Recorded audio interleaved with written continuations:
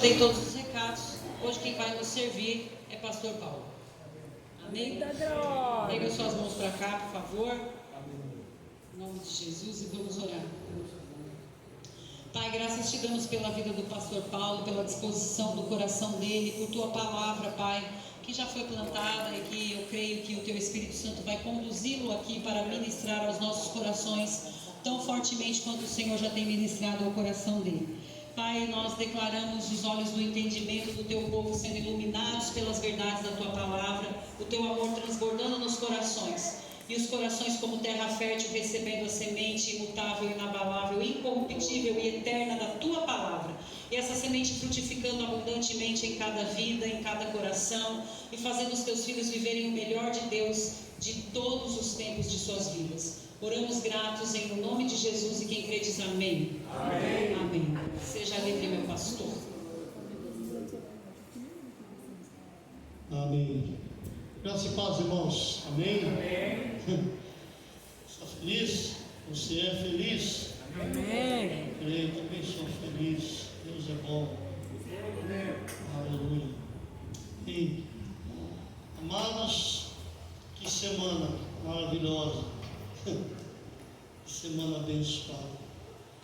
Espero que sua semana também tenha sido muito abençoada. Amém?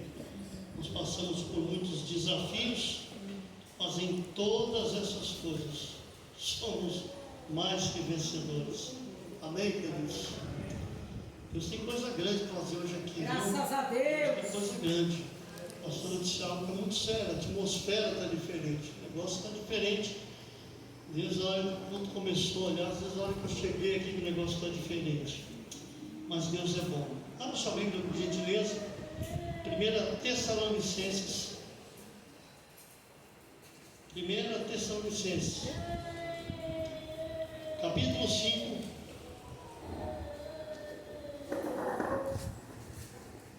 Aleluia. 1 Tessalonicenses, capítulo 5. Versículo de número 17. O versículo é bem curtinho, mas Deus colocou algo no meu coração a respeito da vida de oração, a respeito de orar. Eu tenho buscado o Senhor a respeito de algumas coisas, e principalmente a respeito da oração. A gente percebe que as pessoas, elas correm para orar, buscam a Deus em oração quando o negócio fica ruim. Já viu alguém que quando o negócio fica ruim não vai orar? Não tem um, né? Católico vai rezar. Todo mundo, quando passa um aperto, uma situação difícil, corre para a oração, porque sabe que a oração é o recurso, sabe que buscar a Deus é a solução. Mas olha para quem está do teu lado com todo carinho e diga: nesta noite, Deus quer que você entenda que você precisa buscá-lo, ter um relacionamento com Ele quando tudo vai bem.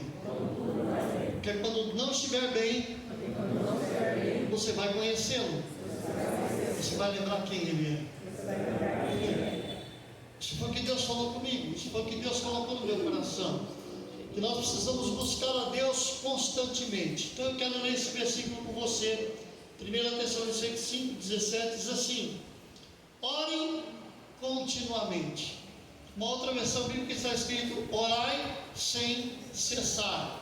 Ou seja, ore sem parar. Não pare de orar em momento nenhum. Pensando nisso, Deus colocou algumas coisas no meu coração que eu quero compartilhar com você. Eu tenho 3 textos que eu quero ler com você, e que com certeza vai fazer você entender algumas coisas, entender alguns princípios que são importantes para a nossa vida. Mas antes, deixa eu ler algo aqui para você. O melhor momento para ter uma vida de intimidade com Deus é quando tudo está bem. Porque quando vier, preste atenção nisso, quando vier a adversidade, eu não vou duvidar de Deus, mas eu vou crer, porque eu conheço Deus o suficiente para saber que Ele é fiel e que a sua palavra não falha. Entenda isso. Qual é a importância de uma vida de intimidade com Deus? de oração, uma vida onde eu busco a Deus todos os dias. O quanto isso é importante. Acordar de manhã e antes de eu ir para os meus afazeres, antes de eu ir para o meu dia a dia, antes de eu ir cuidar daquilo que eu tenho que cuidar, separar um tempo para Deus. No decorrer do dia, tirar mais um tempinho, conversar com Deus. Antes de dormir, antes de deitar na minha cama para dormir, separar mais um tempo com Deus. Porque quando eu tenho uma vida de relacionamento, uma vida de oração, eu passo a conhecer Deus e passo a ser conhecido de Deus. Quando você conhece alguém bem o suficiente, quando você sabe quem é que está caminhando com você, quando você tem intimidade com alguém, você sabe quem é a pessoa. E ainda que alguém venha dizer algo a respeito dessa pessoa, se você tem um relacionamento de intimidade, você não vai acreditar em muitas coisas que vão falar. Por quê? Porque você conhece, você sabe quem é. Normalmente no relacionamento de casamento, no casal, o marido conhece bem a esposa conhece o marido. E o que acontece? Se vem de repente uma informação, você com a intimidade, você com o conhecimento, você vai dizer: eu não acredito que isso seja verdade, porque eu conheço quem está comigo. Eu e a pastora Vivian somos irmãos, pastoreamos juntos a igreja, caminhamos juntos, estamos caminhando juntos todos os dias praticamente, nos falamos todos os dias. Se de repente alguém vem trazendo uma informação a respeito da minha irmã, que é uma informação ruim ou negativa, se eu a conheço suficientemente, eu não vou dar crédito para de repente uma informação que eu sei que não é uma verdade e vice-versa. Então, quando eu conheço a Deus, quando eu sei quem Deus é, quando eu tenho uma vida de intimidade com Deus, no momento da adversidade, no momento em que surge uma dificuldade, um problema, eu não vou duvidar de que Deus vai me ajudar. Eu não vou questionar, será que Deus vai fazer? Pelo contrário, eu vou saber quem é Deus. Eu vou ter um conhecimento claro e real de quem é Deus. A minha vida de intimidade, a minha vida de relacionamento com Deus me leva a conhecê-lo tão bem, que não importa a situação, não importa o que aconteça, eu vou saber de fato quem é o Deus que eu sirvo. E que independente da circunstância ou situação que eu vou viver, Deus está no controle. Aleluia. E que Deus não vai falhar. Amém. Mas o que eu tenho observado, o que eu tenho visto, é que muitas pessoas, quando passam por momentos difíceis, por falta de um relacionamento, por falta de um conhecimento de intimidade a respeito de Deus, na hora que surge o problema, não sabe, não tem convicção e não tem certeza se Deus vai ou se Deus não vai fazer. Não tem convicção e não tem certeza se Deus vai ou se Deus não vai livrar. E você precisa ter essa convicção. Então, para isso, eu quero compartilhar com você alguns textos. Primeiro eu quero ir com você em Daniel capítulo 3, se você puder, abra a sua Bíblia. Se você não tiver Bíblia, você vai acompanhar em cima. Daniel, capítulo de número 3. E eu quero mostrar para você dentro da Bíblia a respeito de alguns homens que conheciam a Deus, e que pela vida de intimidade que tinham com Deus, quando o momento difícil, o momento de pressão, o momento de dificuldade chegou, eles não tiveram problema nenhum em acreditar que Deus não falharia. Eles não tiveram nenhum problema em acreditar que Deus não iria agir. E esse é o grande detalhe, queridos. Por que nós temos que viver uma vida de oração? Por que nós temos que viver uma vida meditando na palavra? Porque à medida que eu conheço a palavra, eu conheço Deus. E à medida que eu conheço Deus, eu sei quem é o Deus que anda comigo. Eu sei quem é o Deus que cuida de mim. E aí eu quero compartilhar com você Daniel capítulo 3, versículo de número 15. Aleluia. Diz assim: pois agora, quando vocês ouvirem o som da trombeta, do pífaro, da cítara, da harpa, do saltério, se vocês se dispuserem a prostrar-se em terra e a adorar a imagem que eu fiz, será melhor para vocês. Mas se não a adorarem, serão imediatamente atirados numa fornalha em chamas, e que Deus poderá livrá-los das minhas mãos? Versículo 16. Sadraque, Mesaque e Abednego responderam ao rei: ó Nabucodonosor, não precisamos defender-nos diante de ti. Se formos atirados na fornalha em chamas, o Deus a quem prestamos culto pode livrar-nos, e Ele nos livrará das tuas mãos, ó rei. Preste atenção, havia uma situação onde Sadraque, Mesaque e Abednego precisariam obedecer a um comando, que era se prostrar diante de uma imagem que um rei havia feito. Mas o que me chama a atenção nesse texto, por isso eu li só esse pedaço, para você entender, que quando eles são questionados pelo rei, eles respondem o seguinte: o Deus a quem continuamente nós prestamos culto. Eles não eram pessoas que cultuavam a Deus de vez em quando, eles não eram pessoas que serviam a Deus numa ocasião ou outra, eles não eram homens que estavam buscando a Deus só porque souberam que seriam lançados na fornalha. Eles tinham uma prática diária, uma prática de vida constante. Todos os dias eles cultuavam ao Senhor, todos os dias eles tinham uma vida de relacionamento com Deus. E meu irmão, minha irmã, entenda isso.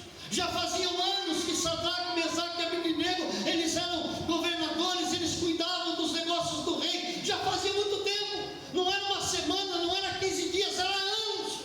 Eles estavam ali trabalhando, mas de repente surge um momento de pressão, e quando eles são questionados, e quando eles são pressionados, a resposta deles é: o Deus a quem continuamente nós prestamos culto.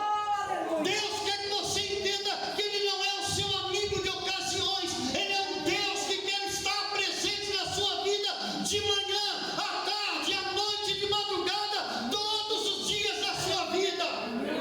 Ele deseja ser honrado, Ele deseja ser respeitado, Ele deseja ser buscado por você todo dia, todo dia, é todo dia, não é de vez em quando. Deus não quer que você se lembre dele na hora que o negócio está difícil. Deus não quer que você se lembre dele quando o negócio fica complicado. Não. Deus quer que você busque a Ele quando tudo vai bem. É quando você está com dinheiro, é quando você está com saúde, é quando o teu casamento está parecendo um lua de mel constante. É nessas horas que nós temos que buscar a Deus. Sabe por quê, queridos? Porque parece que na hora que tudo está bem, as pessoas se esquecem de Deus. Quando tudo está bem, se coloca Deus em último lugar. Quando tudo está bem, Deus fica como último plano. E Deus não deseja ser na sua vida a válvula de escape. Diga para quem está do teu lado: Deus não quer ser a válvula de escape da sua vida. Aleluia. Ele não quer ser a válvula de escape, Ele quer ser o teu Pai, Ele quer ser o teu amigo, Ele quer ser o teu Deus todos os dias, Ele quer ser o teu Deus quando você acorda de manhã e você olha para Ele e diz: Deus, obrigado porque eu acordei. Ele quer ser o teu Deus quando você terminar um dia e aquele dia foi um dia maravilhoso, você ganhou além do que você esperava, você conquistou além do que você esperava conquistar, você comprou um carro 0 quilômetros, glória a Deus, mas Deus deseja ser honrado quando tudo isso acontecer. Aleluia. Sabe, queridos, Sadraque, Mesaque e Abednego cultuavam a Deus todos os dias. Todos os dias eles serviam ao rei, sim, mas a prioridade deles era Deus. Glória a Deus pelo seu trabalho. O desejo de Deus é que você ganhe muito dinheiro no seu trabalho, que você fique cada vez mais rico, que você tenha cada vez mais, que você tenha abundância.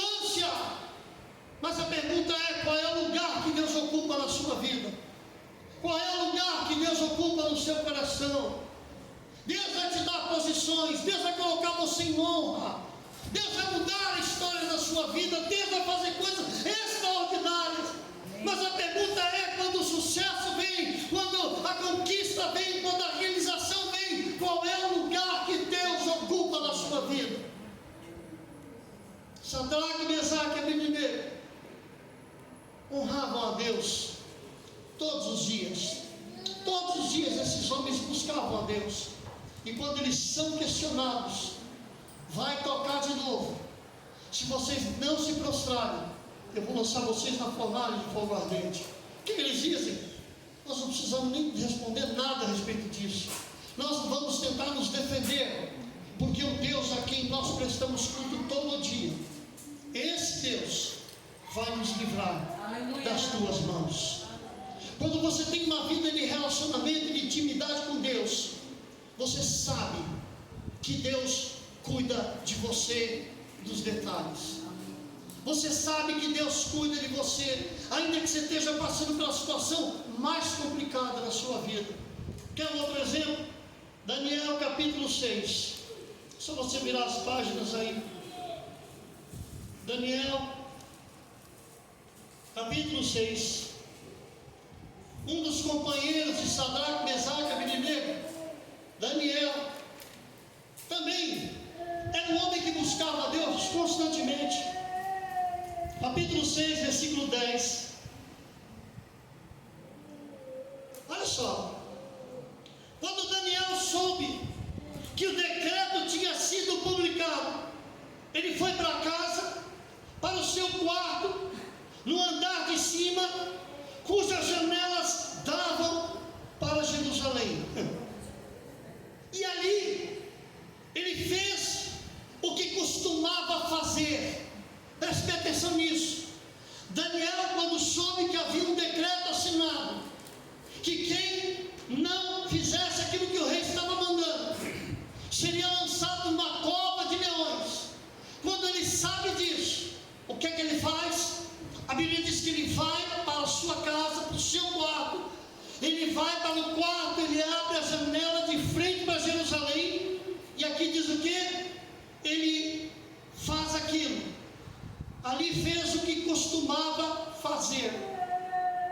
Você presta atenção nisso? Ele faz o que ele costumava fazer. Ele não foi correndo aquele dia, abrir a janela do quarto e dizer: Deus, me socorre. Deus, eu não sei o que fazer agora. Não. Ele não foi pedir socorro para Deus naquele dia. Todo dia ele abria a janela do quarto, direção para Jerusalém. E todo dia ele adorava o Deus Todo-Poderoso. Todo dia Daniel colocava Deus no lugar que Deus merece. Todo dia Daniel dava a Deus a honra que Deus merece. Queridos, essa é uma questão muito séria. Eu já orei por pessoas que estavam nos últimos segundos de vida no leito de morte. Você já viu alguém morrendo? Você já teve alguém morrendo nos seus braços? Eu orei por um homem alguns anos atrás. Lá em São Paulo tem um lugar muito conhecido como o Treme-Treme, que é um conjunto de prédios, de prostitutas. É um local de prostituição terrível. E eu tive a oportunidade de conhecer um homem que foi um dos maiores cafetões daquele local. E alguém disse para mim: pastor, tem uma pessoa que só precisa orar. Falei: tá bom, eu vou orar. Ele disse: olha, ele está entrevado numa cama, ele não anda mais. Ele estava com AIDS, com tuberculose, com câncer, deteriorando em cima de uma cama. E eu fui no quarto orar para aquele homem. E o que eu ouvi daquele homem foi o seguinte: se eu pudesse ter uma oportunidade de voltar atrás, eu faria tudo diferente. Eu disse para ele: meu amigo, você não vai ter oportunidade de voltar atrás, e você também não vai ter como sair dessa cama, porque o seu estado é grave demais. Mas tem um detalhe: você tem a oportunidade de se arrepender, e de hoje, antes de morrer, colocar Deus no lugar que Deus merece na sua vida. E aquele homem, com lágrimas nos olhos, ele entregou a vida dele para Jesus. Ele se rendeu ao Senhor. E naquela madrugada ele morreu. Mas morreu arrependido, pedindo perdão Deus. Eu vou dizer para você, não tenho medo nenhum de dizer que ele foi salvo, porque Deus é assim. O homem pode ter todo um histórico, todo um currículo, mas quando Deus chega com amor. Deus chega com amor inacreditável, um amor que ninguém sabe explicar. De vez em quando a gente olha e diz assim, mas como é que Deus ama isso? Como é que Deus ama essa pessoa? Como é que pode Deus amar? Pode, porque Ele é Deus. A maior prova de amor foi quando Ele entregou Jesus na cruz do Calvário. Eu não merecia, você não merecia, ninguém merecia, mas Ele decidiu nos amar. Aleluia. É uma decisão dEle. Muita gente olha para a igreja evangélica e diz, essa igreja é meio diferente, é meio esquisita, nós somos esquisitos mesmo. Mas o nosso Deus é um Deus esquisito também, porque o nosso Deus ama pessoas que o mundo não consegue amar. O nosso Deus acolhe pessoas que o mundo não consegue acolher. O nosso Deus cura pessoas que o mundo jamais achou que poderiam ser curadas. Ele transforma pessoas que o mundo jamais achou que poderiam ser transformadas. Mas esse é o Deus que nós servimos.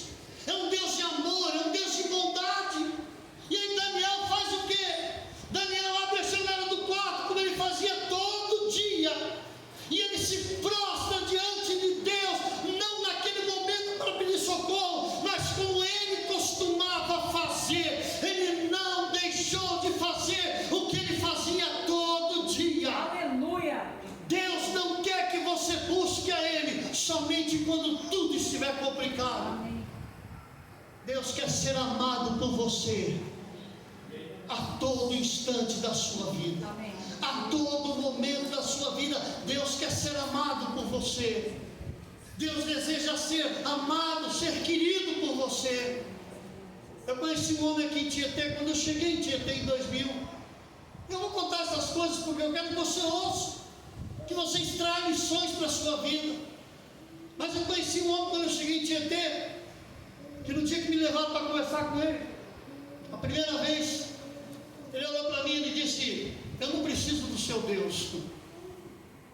Eu disse, como assim, o senhor não precisa do meu Deus? Ele disse, não, o senhor quer orar, ora, fica à vontade, minha mulher vai nessa igreja, pode orar, eu não quero saber. Ele falou, eu não preciso do seu Deus, porque eu preciso estar aqui. Ele meteu a mão no bolso, tirou um máximo de dinheiro e botou isso na mesa. Ele disse, isso aqui resolve minha vida. Eu disse para ele, é lamentável, porque isso aí não vai poder resolver o seu problema quando o senhor estiver atravessando pelo vale da sombra e da morte. Naquele dia aquele homem talvez quisesse me ver pelas costas, mas quando ele estava dentro do banheiro, escovando os dentes, se preparando para sair, há mais um dia, a esposa escutou um barulho dentro do banheiro, e quando ela chamou o vizinho para arrombar a porta do banheiro, que a porta do banheiro foi aberta, ele estava caído no chão, colocando sangue por todos os buracos do corpo, por todos, estava esvaindo em sangue. Chamaram o corpo de bombeiros, foi aquela correria toda, e aquele homem foi levado para a Santa Casa aqui de Tietê. A esposa me ligou e disse, pastor, ele está na Santa Casa, e ele pediu para o senhor ir lá. Porque assim, queridos, não que Deus seja um Deus mau, mas que Deus quer que nós entendamos que nós não podemos buscar a Deus somente quando as coisas estão ruins, mas nós temos que amar a Deus e buscar a Deus quando tudo vai bem. Sabe por quê? Porque quando alguma coisa fica ruim, Deus está pronto a nos socorrer. Ele é um Deus de amor. E eu me lembro que eu cheguei naquele hospital, eu sentei na beira da cama e disse para aquele homem, eu vim aqui para orar pelo senhor e para dizer que Deus lhe ama. E a reação daquele homem foi baixar a cabeça e começar a chorar. E ele entregou a vida dele para Jesus, sentado na cama daquele hospital. Ele viveu mais um período, mas ele morreu com Jesus. Sabe, queridos, o que nós estamos esperando para buscar Deus todos os dias? O que nós estamos esperando para pegar a esposa, pegar os filhos, sentar dentro de casa e dizer, vamos orar, vamos agradecer a Deus? Ou você acha que tudo que você conquistou na sua vida é mérito seu? Você pode ser um excelente profissional naquilo que você faz, mas se não fosse Deus, você não teria o que você tem. Se não fosse Deus, você não chegaria aonde você chegou. Se não fosse Deus, você não estaria aqui nessa noite. Isso é uma realidade, queridos. Talvez a palavra não seja aquela palavra que você veio esperando ouvir, algo tão diferente. Mas Deus me trouxe aqui nessa noite para dizer isso a você. Através de uma vida em intimidade com Deus, Deus quer ocupar o lugar principal da sua vida. Você já percebeu? Eu acredito que todos aqui, todos, sem exceção, você já foi em velório? Tudo que a pessoa tinha, tudo que ela possuía, você já viu dentro do velório? Você já viu na hora de um enterro, o carro ser enterrado junto, o dinheiro ser enterrado junto, a casa ser enterrada junto? Não. Se o seu coração parar agora, você será enterrado com roupa, porque alguém vai lhe vestir. Porque desse mundo você não vai levar nada. Essa é a realidade que nós temos que entender. Essa é a realidade que esses homens entenderam. Quando Daniel ouve o decreto e sabe, vai ter uma cova de leões, a morte é certa, a morte é iminente. O que Daniel faz? Ele vai para o seu quarto, abre a janela, como ele fazia todos os dias. Ele não buscou a Deus só naquele momento, ele fazia isso todos os dias. Todos os dias. E aqui diz assim: 3 vezes por dia, ele se ajoelhava e orava, agradecendo ao seu Deus.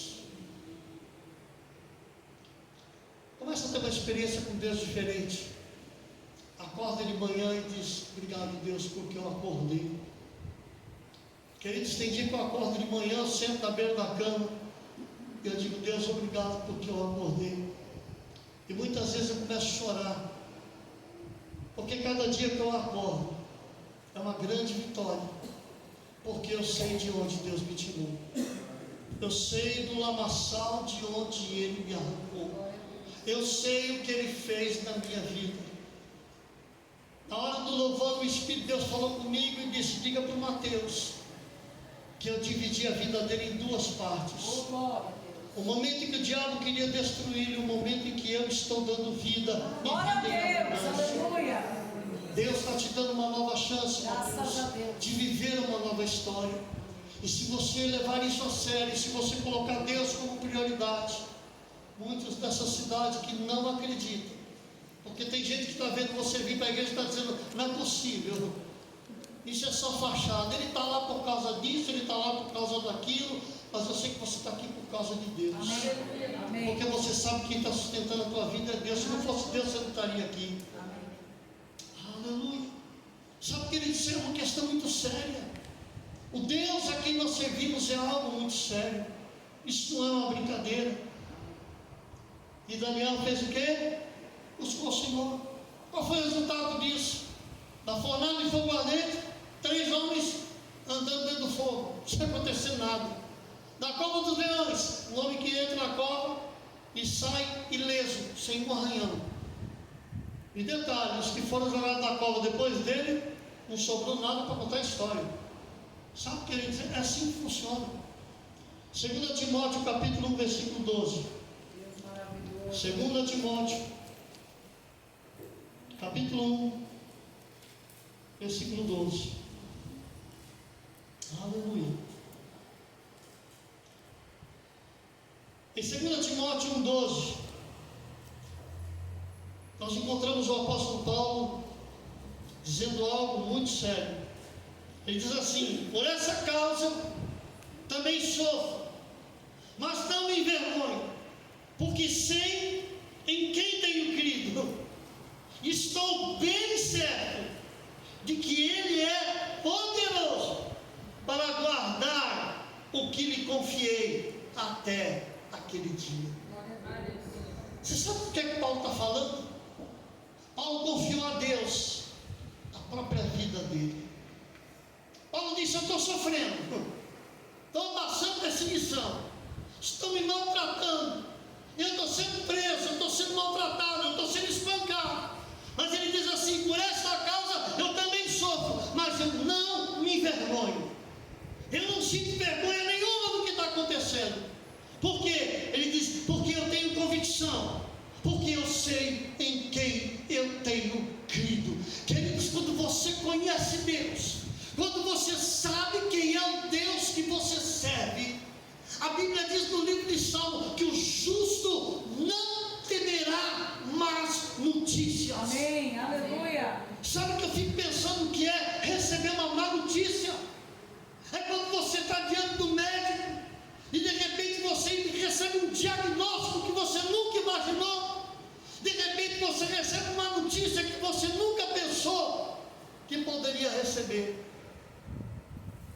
todos nós estamos passíveis de receber uma má notícia. Acho que vai fazer a diferença. Na hora que a má notícia vier, a Bíblia diz que o justo não temerá más notícias, porque o seu coração está firmado no Senhor. Quando é que o meu coração está firmado em Deus? Quando eu tenho uma vida de intimidade e de comunhão com Deus, porque aí eu sei quem Deus é. Então vem a má notícia e lá dentro o Espírito Santo diz: não se preocupe, eu estou no controle. Não se preocupe com o diagnóstico, eu estou no controle. Não se preocupe, eu estou no controle. Glória a Deus. Meu irmão, minha irmã, se você estivesse agora aqui nesse culto e o seu telefone tocasse e de repente uma má notícia chegasse, qual seria a sua reação? Gritar, arrancar os cabelos, entrar em desespero? Nós não sabemos o que está reservado para cada um de nós. A Bíblia diz que Pedro, ele foi condenado à morte. Condenado à morte. E a Bíblia diz que Pedro estava na prisão, preso. De manhã seria morto. E sabe o que acontece? A igreja ora. E a igreja estava lá orando e Pedro preso. Pedro sofrendo ali na prisão. Eu tinha apanhado, estava lá preso, sofrendo. No dia seguinte seria morto. O que a Bíblia diz? Que de madrugada, por causa da oração da igreja, o que acontece? Um anjo entra na prisão. E o anjo precisa acordar Pedro, porque ele estava dormindo. Irmão, a gente tem uma conta para pagar e perde o sono. O camarada estava condenado à morte, estava dormindo, a ponto de o anjo ter que ir lá e acordar, despertar ele, porque ele estava num sono profundo. Só consegue dormir assim, condenado à morte, alguém que realmente sabe a quem está servindo. Aleluia. Pedro sabia quem era o Deus que ele servia. Havia uma palavra que Jesus havia dito para Pedro. Jesus disse para Pedro: Pedro, quando você ficar velho, vão colocar uma roupa em você e vão levar você para um lugar onde você não quer ir. Vão te conduzir para lá e para cá. É por isso que Pedro dormiu. Porque Pedro estava preso, condenado à morte, mas ele sabia: o Deus que prometeu e que falou comigo não vai falhar. Amém, amém. Olha para quem está do outro lado e diz assim: nenhuma promessa de Deus vai falhar na sua vida. Nenhuma promessa de Deus. Nenhuma promessa de Deus. Aleluia. Nenhuma promessa de Deus. Amém. Queridos, essa semana foi complicada para mim. Eu cheguei aqui hoje passando mal, mas eu passei o dia todo hoje dizendo: não morrerei, mas viverei para contar os grandes feitos do Senhor. Eu não morrerei, mas eu viverei para contar os grandes feitos do Senhor. Deus não vai permitir que o justo seja abalado. Glória a Deus. Aleluia. Amém, amém. Glória a Deus. Sabe, queridos, nós precisamos entender isso. Nós vivemos debaixo de uma promessa de Deus. Há pessoas que estão aqui nessa noite que têm promessas de Deus. Isso aí. Há pessoas que estão aqui nessa noite que estão debaixo de uma promessa de Deus. Desse jeito. Deus me fez lembrar, eu compartilhei com a pastora Vivian. Eu fui orar na casa do Mateus quando a mãe dele pediu para mim orar uma vez. Eu lembro que a mãe dele falou assim: ele não vai vir aqui para esse coração, ele está lá no fundo. Mas eu fui lá. E eu me lembro que na ocasião, quando a mãe do Mateus me chamou para orar, algumas pessoas disseram: você é doido, você vai lá na casa do Mateus? Eu disse: vou. Não, mas se eu fosse você, não ia. Eu disse: não, eu vou. Sabe por quê? Porque ele é precioso para Deus. Amém.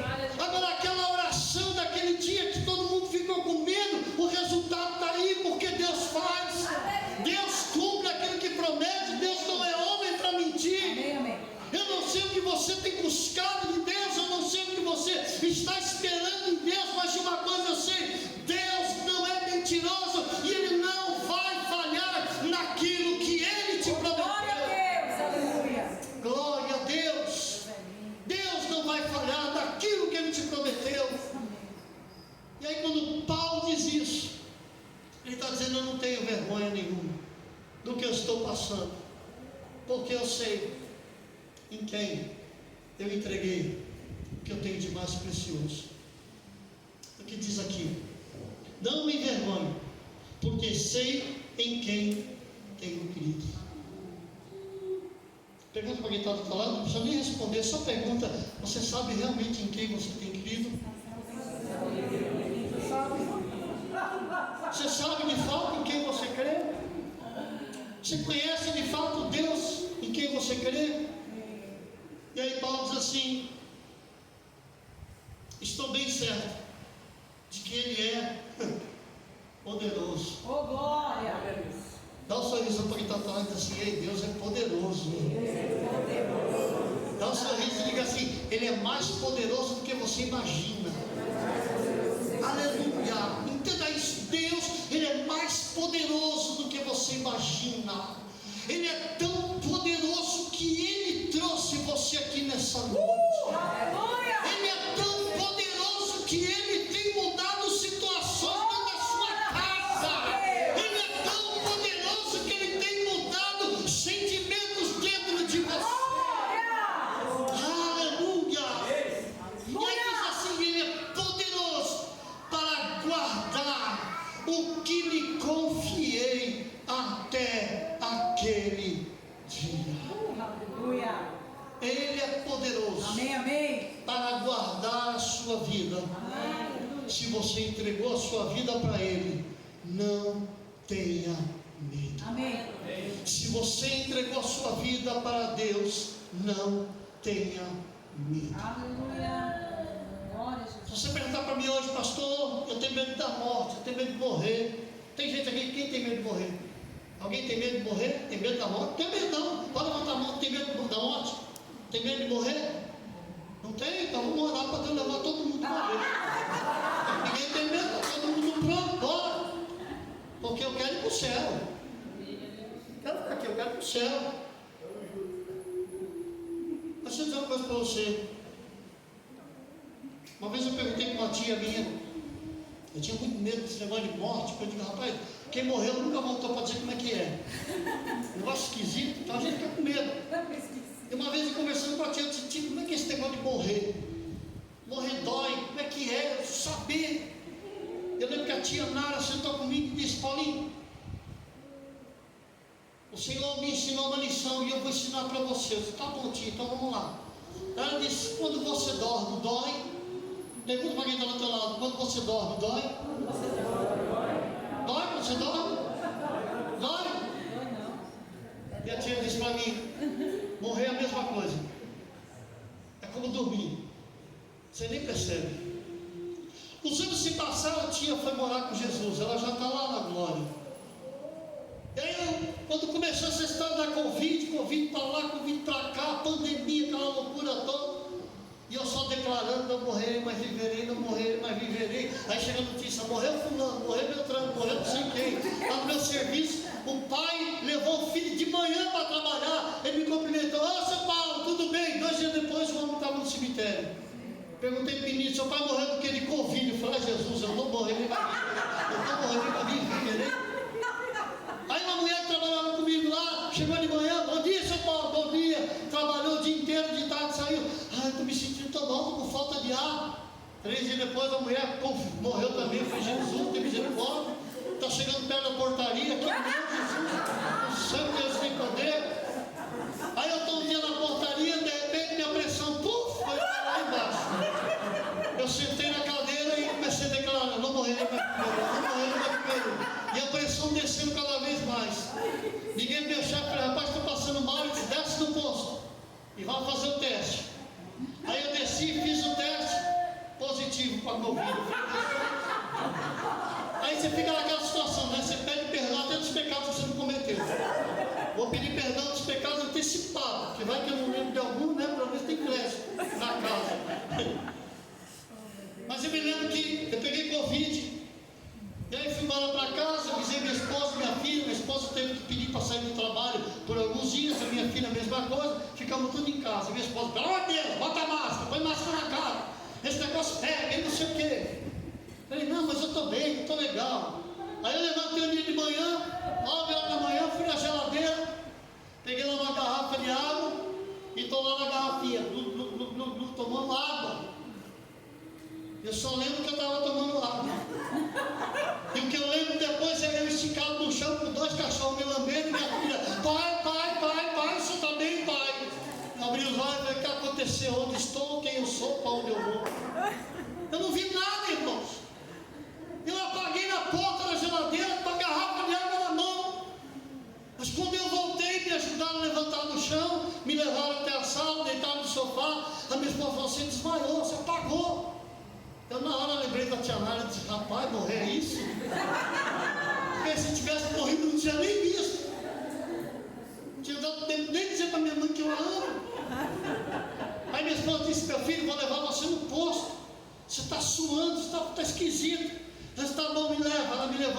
Aí eu sentei lá, a moça só um minutinho, nós vamos atender já já. Tem um monte de gente no posto, tá lotado o posto. Aí eu sentei na cadeira, todo mundo conversando, aquela conversa. Aí eu comecei a olhar o pessoal assim, todo mundo conversando, eu comecei a perceber que aquelas vozes foram ficando meio longe. Eu fui percebendo que o pessoal estava conversando meio longe, falei, rapaz, ou eu estou me afastando, ou o povo está falando mais baixo. Aí eu levantei e fui no balcão, falei, moça, eu estou me sentindo mal.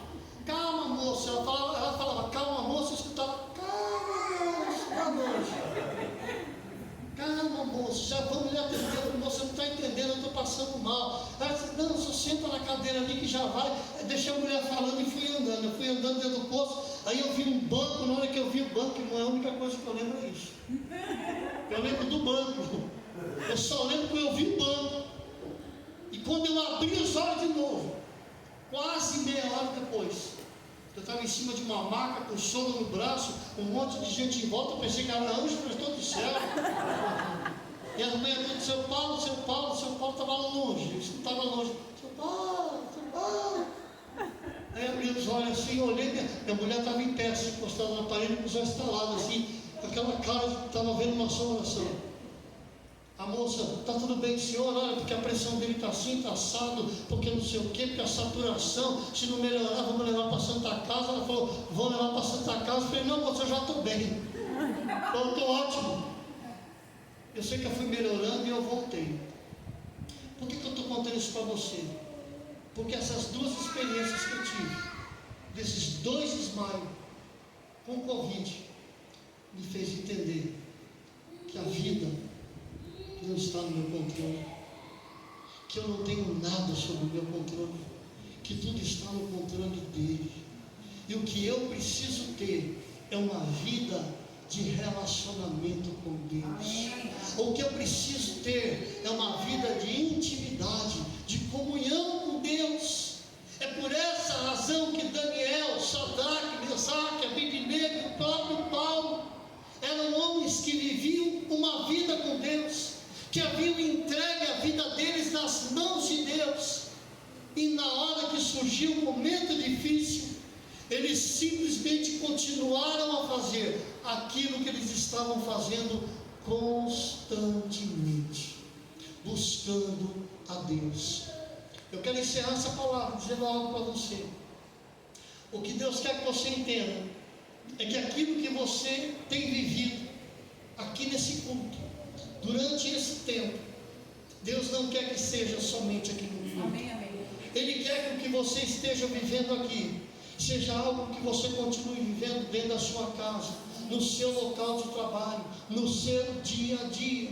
Hoje você vai sair daqui, vai para casa, vai comer uma pizza, vai passear, vai na praça, sei lá o que você vai fazer, mas você vai chegar em casa e antes de dormir, senta na beira da sua cama e diga, Pai, obrigado pelo dia de hoje. Obrigado porque a minha vida está nas tuas mãos. Aí você vai deitar e de repente você vai pegar no sono, e se vai acordar amanhã ou não, é com Ele, não é conosco. Esse poder não está nas nossas mãos, esse poder está nas mãos dele. Aí você vai dormir, e se você acordar amanhã de manhã, quando você acordar, senta na beira da cama e diz, Pai, obrigado, porque é verdade, o Senhor cuidou de mim. Durante toda a noite o Senhor cuidou de mim e eu acordei mais uma vez. Obrigado por esse dia, que hoje é um dia maravilhoso. Tenha gratidão a Deus todos os dias da sua vida. Amém, queridos? Eu gostaria que você curvasse a sua cabeça só um pouquinho, por gentileza. Com a sua cabeça curvada, com seus olhos fechados, eu gostaria de pedir a você, pensando em tudo que você acabou de ouvir, meditando um pouquinho em tudo que você acabou de escutar. Paulo disse que ele havia entregue. Ele disse assim, porque estou certo de que Ele é poderoso para guardar, para preservar, para proteger o que lhe confiei, que era o que? A própria vida dele. Se você ler sobre a história do apóstolo Paulo, você vai ver que Paulo passou por muitos momentos, onde ele ficou entre a vida e a morte. Mas como ele havia entregue a Deus a vida dele, e confiado nesse Deus, Deus o preservou até o último instante. Eu não sei como é que está a sua vida, mas eu gostaria que agora, com seus olhos fechados, com a sua cabeça curvada, você pensasse um pouquinho sobre essa questão da brevidade da sua vida, sobre a incerteza de como será o dia de amanhã. Eu gostaria que você pensasse no seguinte: você já entregou e já colocou a sua vida 100% aos cuidados de Deus? E a proposta aqui não é você virar crente, não é isso não. Eu sei que muita gente tem medo de ir nas igrejas, porque diz assim: eu vou na igreja, o pessoal vai querer que eu vire crente. Não é essa a questão. A questão é a seguinte: a questão é você colocar Deus no lugar que Ele merece na sua vida, no lugar que de fato Deus merece. Qual é o lugar que Deus merece na sua vida? O lugar que Deus merece na sua vida é o lugar de seu melhor amigo, é o lugar de seu melhor companheiro, é o lugar onde Ele é reconhecido como aquele que te sustenta e que te dá tudo que você tem. É aquele que é reconhecido porque você é o que você é, você tem o que você tem, você chegou onde você chegou, porque Deus tem te abençoado. E eu gostaria que você nessa noite, com a sua cabeça curvada, eu gostaria de fazer um único convite aqui. Se você já reconheceu Deus como prioridade na sua vida, glória a Deus por isso. Mas se diante dessa palavra, você nessa noite parar um pouquinho para pensar, e se nessa noite você chegou a essa conclusão: realmente eu preciso dar um pouco mais de valor para Deus, o valor que de fato Deus merece. Eu preciso amar a Deus como Deus merece ser amado.